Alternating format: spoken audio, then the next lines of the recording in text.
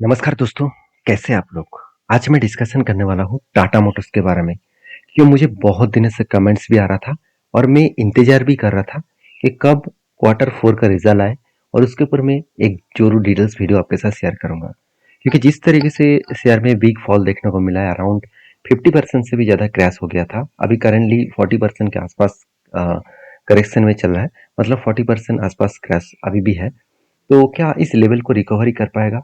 क्या peak level को top level तक जा पाएगा? तो इसके ऊपर बहुत सारे लोगों के मन में क्वेश्चन है, डाउट है। वो आज इस वीडियो के अंदर पूरा के पूरा क्लियर हो जाएगा, क्योंकि टाटा मोटर्स के ऊपर पिछले दिनों में रिजल्ट आया था। उस रिजल्ट में सीधा-सीधा देखने को मिले कि रिजल्ट प्रॉफिट आधा हो गया, मतलब प्रॉफिट 50% कम हो गया। तो यही देखकर बहुत सारे लोगों के मन में टेंशन होगा, चिंता होगा। तो वो टेंशन आज दूर हो जाएगा, क्योंकि इस वीडियो के अंदर मैं वो ही पॉइंट्स आपके साथ शेयर करूंगा जो देखकर आपको पता चलेगा कि एक्चुअली मार्केट में दिखाए क्या जाते हैं और आपको कैसे देखना है मार्केट को। तो चलो वीडियो में आगे बढ़ते हैं। आगे बढ़ने से पहले रिक्वेस्ट करूंगा, चैनल को सब्सक्राइब करके रखना। सारे अपडेट इस चैनल के माध्यम से मिलते रहेंगे। तो देखिए, टाटा मोटर्स के सबसे जो इंपॉर्टेंस पॉइंट है, जिस पॉइंट को मैं सबसे पॉजिटिवली लूंगा, वो है इसका वैल्यूएशन। ध्यान से एक चीज को देखना कि टाटा मोटर्स का पिछले जो क्वार्टर्स था, उस क्वार्टर में जो डेप्थ था, वो मतलब पिछले सालों में 1% से भी ज्यादा डेप्थ था। और इस बार वो डेप्थ कम होकर 0.62% हो गया, क्योंकि टाटा मोटर्स ने कमेंट किया था कि 2000 अ, मतलब रतन टाटा जी ने कमेंट्स किया था कि 2030 के अंदर अंदर इस कंपनी डेप्थ फ्री कंपनी बनेगा, मतलब जीरो डेप्थ बनेगा। तो वो तो देखने को मिल ही रहा है, क्योंकि जो 3% का डेप्थ देखने को मिल रहा था 2021 20-21 में, तो उस टाइम पीरियड से आज आज डेप्थ कहाँ पे आ गया आप देख सकते हैं। मतलब ना के बराबर डेप्थ यहाँ पे कंपनी बनाने का सिचुएशन में लेके आया है। ये तो पहली बात है। दूसरी बात, कंपनी का देखिए आरओसी आरओई दोनों ही बेस्ट देखने को मिलेगा। और तीसरी बात, कंपनी के ऊपर वैल्यूएशन जो 10 बना और आज मतलब कंपनी की इंडस्ट्रीज पी रेशियो 24 बने, मतलब इसका पी रेशियो 10 बने और इसका इंडस्ट्रीज पी रेशियो 24, मतलब कंपनी का वैल्यूएशन इंडस्ट्रीज से भी आधा है। और खुद की पी रेशियो के हिसाब से कितना है, चलो वो भी देख लेते हैं। अगर मैं लास्ट 5 ईयर्स देखूं तो आज तक की लोएस्ट पी रेशियो है। और लास्ट 10 ईयर नहीं, मैक्सिमम देख लेता हूँ तो मैक्सिमम में कंपनी देखिए पहले 2011 में 4 के पी रेशियो में चल रहा था। 2020 मतलब कोविड के टाइम में कंपनी के पी रेशियो हो गया था अराउंड अराउंड आप बोल सकते हैं। और वही अ, एक बार मैं देख लेता हूँ। हाँ, करीबन करीबन इसका पी रेशियो जो देखने को मिला था, पी रेशियो एक्चुअली अवेलेबल नहीं था, फिर भी मैं आपको बता दूं इसका पी रेशियो एटलीस्ट 30 to 36% के आसपास था। और आज पी रेशियो कहाँ पे है, 7 के आसपास। मतलब तो कोविड के बाद जिस तरीके से पी रेशियो का ग्रोथ हुआ था, उस तरीके से शेयर में भी बूस्ट हुआ था। और आज पी रेशियो वही लेवल में है, एकदम सस्ते में। तो ये सारे पॉइंट्स तो आप तो जानते ही हैं, मगर जो मेन पॉइंट्स अभी दिखाने वाला हूँ, उसके बाद आपको मतलब कुछ चौंकाने वाला पॉइंट्स देखने को मिलेगा। वो है क्वार्टरली रिजल्ट। ध्यान से इस चीज को देखना।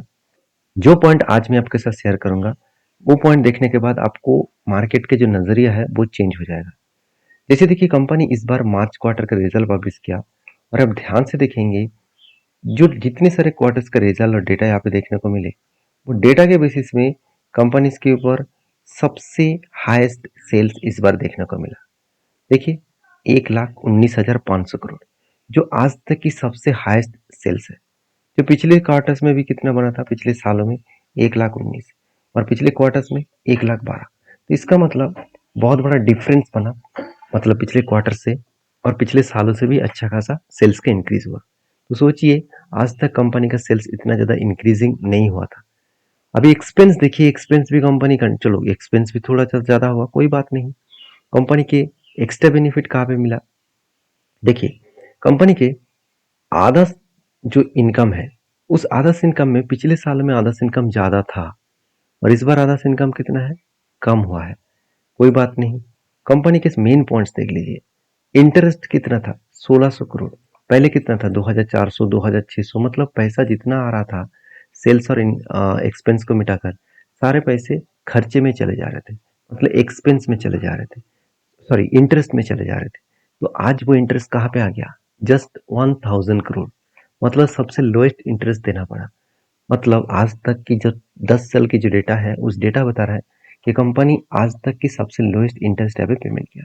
तो इसका फ़ायदा क्या है? इसका फ़ायदा यही है कि जब लो इंटरेस्ट पेमेंट किया जाएगा तो उस टाइम में कंपनी के ऊपर प्रॉफिटेबिलिटी बढ़ेगा। तो आप देखेंगे तो आप चौंक जाओगे कि आप कहेंगे सर पिछले सालों में तो 17,500 करोड़ का प्रॉफिट था। तो इस बार कितना प्रॉफिट हुआ? 8,500 करोड़। मतलब कंपनी का जो नेट प्रॉफिटेबिलिटी है वो बहुत ज़्यादा कम हुआ है, बहुत ज़्यादा कम हुआ है। तो मैं फिर भी आपको कहूँगा कि कंपनी इस बार जो प्रॉफिट किया वो सचमुच देखने वाला सिचुएशन है। क्योंकि देखिए कंपनी का ऑपरेटिंग प्रॉफिट जो है वो 9,300 करोड़ पिछले साल में था और इस बार 11,500 करोड़ का आसपास ऑपरेटिंग प्रॉफिट है। तो इसका मतलब डिफरेंस आपको दिख रहा है। कंपनी आज तक की सबसे हाईएस्ट प्रॉफिट जनरेट किया। तो यहाँ पे प्रॉफिट कम क्यों हो गया? क्योंकि पिछले साल में 17,500 करोड़ बने थे, इस बार 8,500 करोड़ बने। तो एक्चुअली आप टैक्सेशन को देखेंगे तो आपको पता चलेगा। तो कंटिन्यूसली कंपनी टैक्स पे कर रहा है। तो कंपनी पिछले सालों में कंपनी टैक्स 88% टैक्स उसको मतलब रिवर्स मिला, मतलब टैक्स छूट मिला। और वो भी छूट नहीं, रिटर्न कहूंगा, क्योंकि छूट मिलता तो वो अलग बात होते। तो रिटर्न मिला, मतलब मान के चलिए मुझे इस बार आपको 500 रुपीज देना था, तो उल्टा आपने मुझे 1,000 रुपीज दे दिया। तो एक्स्ट्रा मुझे फायदा हो गया ना, मुझे तो आपको देना था, उल्टा मुझे आप पैसा दे दिया। तो इस बेसिस में टैक्स यहाँ पे मतलब नेगेटिव में था 88%, जिसके चलते कंपनी के इतना प्रॉफिट दिखने को मिला था। तो जो लोग सोच रहे हैं कि कंपनी का प्रॉफिटेबिलिटी में दिक्कत है, कंपनी इस बार प्रॉफिट आधा हो गया, क्योंकि बहुत सारे न्यूज रिपोर्टर यहाँ पे भी ये भी कवर कर रहे हैं, ये भी बता रहे हैं कि टाटा मोटर्स का प्रॉफिट आधा हो गया। तो आधा हो गया तो डिटेल्स में तो बताइए आधा क्यों हुआ, किस कारण के वजह से हुआ। तो आपको सीधा सीधा देखने को मिला कि कंपनी के अंदर जिस तरीके से रिकवरी हुआ, टाटा मोटर्स ने जिस तरीके से खुद को रिकवरी किया, आज तक की सबसे हाईएस्ट सेल है, हाईएस्ट मतलब ऑपरेटिंग प्रॉफिट है, हाईएस्ट नेट प्रॉफिट है, इंटरेस्ट भी सबसे कम दिया। और देखा जाए तो टैक्स भी पेमेंट करने के बाद नेट प्रॉफिट भी हाईएस्ट देखने को मिला। एक्चुअली हाईएस्ट नेट प्रॉफिट है, क्योंकि इस टैक्स को अगर मैं हटा दूं, अगर मैं इसको जीरो टैक्स भी कर दूं, फिर भी इस बार कंपनी का ज्यादा प्रॉफिट देखने को मिलेगा। तो कहने का मतलब है कि कंपनी सारे दिशा में खुद को पॉजिटिवली यहाँ पे मेंटेन किया। और एक मैं बात आपको दिखाना चाहूंगा, आप ध्यान से इस चीजों को देखना कि कंपनी के ऊपर जो रिजर्व है, जो इतने सालों से जो रिजर्व को मेंटेन कर रहे हैं, आज तक 1 करोड़ तक रिजर्व को पहुंचा नहीं पाया। तो इस बार कितना बना? 1,15,000 करोड़ के आसपास।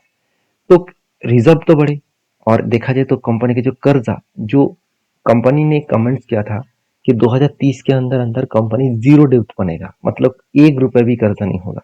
तो वही नजरिया देखने को मिला है। जो 1,40,000 करोड़ के ऊपर कर्जा चला गया था, वो इस बार से 70 करोड़ के आसपास बन गया, मतलब ना के बराबर कर्जा है। और साथ ही साथ आप देखेंगे सीडब्ल्यूआईपी में, कंपनी के ऊपर सीडब्ल्यूआईपी में कंपनी इन्वेस्टमेंट किया है। कंपनी का फिक्स्ड एसेट भी बढ़े है। और सबसे इंपॉर्टेंस क्या आप जानते हैं? कंपनी के सबसे इंपॉर्टेंस पॉइंट अगर देखेंगे तो आप जो सोच रहे हैं कि कंपनी ने जो कर्जा लिया उसका किया क्या, आप ध्यान से देखेंगे कंपनी जिस तरीके से कर्जा लिया उस तरीके से कर्जे को रीपेमेंट भी करते चले जा रहे हैं। ऐसे नहीं कि सिर्फ कर्जा लिए ही चले जा रहे हैं, कंपनी पेमेंट कर ही नहीं रहा, ऐसे बिल्कुल नहीं। कंपनी जितना कर्जा लिया उस बेसिस में कंपनी रीपेमेंट भी करते चले जा रहे हैं। ये सारे पॉइंट्स कंपनी के ऊपर एक पॉजिटिव व्यू के हिसाब से देखने को मिलता है। और एक बात मैं आपको बता दूं, जो देखकर आपको और भी पॉजिटिविटी लगेगा। देखिए कंपनी का डेटोस डे जो पहले 17 दिन, 18 दिन, 23 दिन हो गया था, 25 दिन तक चला गया था, आज वो लास्ट 10 ईयर्स में सबसे कम दिन में पैसा उठाया। मतलब मान के चलिए मेरा एक बिजनेस है और मैं एक कस्टमर को उधारी दिया 100 रुपया, मैं एक एग्जाम्पल दे रहा हूँ। तो वो अब मुझे बता रहा है कि मैं इस पैसा आपको कल दे दूंगा, और कल बोलकर वो 1 हफ्ते के बाद दिया। तो मेरा तो नुकसान हो गया ना, क्योंकि जितने दिन पैसा आपके पास पड़े रहेंगे उस पैसे से मैं कुछ नहीं कर पाऊंगा, क्योंकि वो पैसा जब तक आप नहीं देंगे मुझे तब तक उस पैसे से मेरा बिजनेस आगे और भी बिजनेस को बड़ा नहीं कर पाऊंगा। तो इस बेसिस में जितना कम दिन में आपके हाथ में पैसा आए, मतलब मेरे पास जितना कम दिन में पैसा आएगा उतना ही मैं ग्रोथ कर पाऊंगा। उसी तरीके से कंपनी के हाथ में जो माल बेचने के बाद पैसा आ रहा है वो कितने दिनों में आ रहा है? तो इस बार सबसे कम दिनों में आ रहा है, तो ये एक सबसे गुड पॉइंट्स है। साथ ही साथ कंपनी के इन्वेंटरी डे, जो प्रोडक्शन करने में कंपनी का 80 दिन लग रहा था, आज वो सिर्फ 60 दिन लग रहा है। तो यहाँ पे भी कंपनी का गुड पॉइंट्स है। और कंपनी जिससे उधारी लिया, मतलब खुद जिससे उधारी लिया, मान के चलिए रॉ मटेरियल्स खरीदारी किया, तो उससे तो वो उधारी से माल लेता है, तो उसको पेमेंट्स पहले 175 दिन में करा था, आज 126 दिन में करा है। तो देखिए मैं जिससे माल खरीद के आपको बेचता हूँ, तो अगर मैं भी उसको टाइम टाइम पेमेंट ना करूँ तो वो भी मुझे माल देने से इनकार करेगा। तो इनकार करेगा और साथ ही साथ वो भी मुझे दूसरी बार उधारी नहीं देंगे। तो इस बेसिस में ये सारे पॉइंट्स कंपनी ने रिकवरी किया।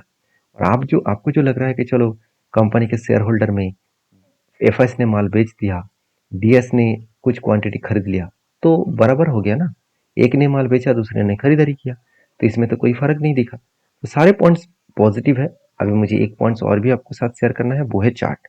अगर चार्ट के बारे में बात करूँ तो मैंने आपको इस जगह पे एक वीडियो बना के शेयर किया था जनवरी 2025 में, और उस टाइम मैंने आपको बताया था कि कंपनी के 52 वीक लो को कंपनी ने टच किया। यहाँ पे जिस स्ट्रेटेजीज को मैं यूज कर रहा हूँ वो 52 वीक का हाई का स्ट्रेटेजीज, यहाँ पे हाई का लाइन, और यहाँ पे 52 वीक का लो का लाइन, ये लो का स्ट्रेटेजीज है और यहाँ पे हाई का लाइन है।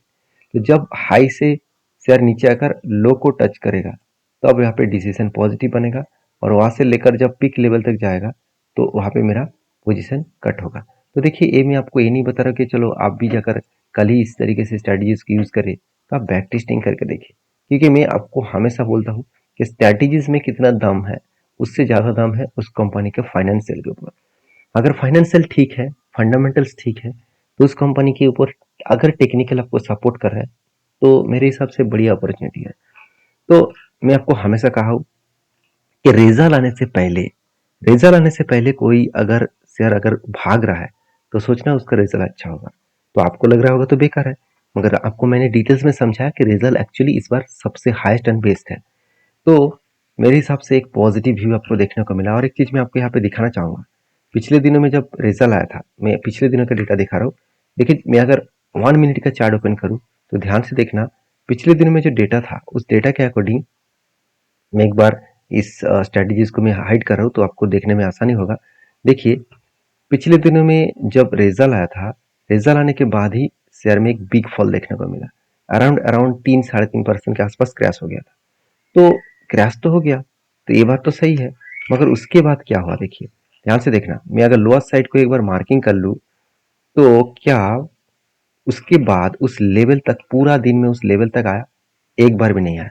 ऊपर गया, यहाँ पे क्या हुआ, यहाँ पे ऊपर गया, उसके बाद फिर से नीचे आया, फिर से ऊपर गया। इसका मतलब क्या है, जितना माल यहाँ पे खरीदना था ऑपरेटर ने खरीदारी किए, बड़े इन्वेस्टर ने खरीदारी किया, फिर से सेल किया इंटरडे वाले ने, फिर से वो यहाँ से माल उठाना शुरू किया। तो इसका मतलब यहाँ पे इस नीचे लेवल को टच ना करने का मतलब है यहाँ पे ऑपरेटर बहुत ज्यादा पॉजिटिव में है। क्योंकि हम लोगों को वो टेंशन देते हैं, टेंशन में हम लोग माल बेचेंगे, उसका फायदा वो इंस्टीट्यूशन उठाएगा। तो आप इंस्टीट्यूशन के तरीके से सोचिए। आप अगर एज ए रिटेल पब्लिक के तरीके से सोचेंगे तो आप कभी भी पैसा नहीं बना पाएंगे इस मार्केट से। तो देखिए, मेरा काम था आपको सारे पॉइंट्स आपके साथ शेयर करना, आपका काम है उसको वेरीफाई करके स्टडी करके काम करना। तो बाकी इस तरीके से वीडियो में कंटिन्यूसली लेता हूँ, तो मुझे सपोर्ट करिए, फॉलो करिए विद नेक्स्ट वीडियो में। तब तक के लिए धन्यवाद।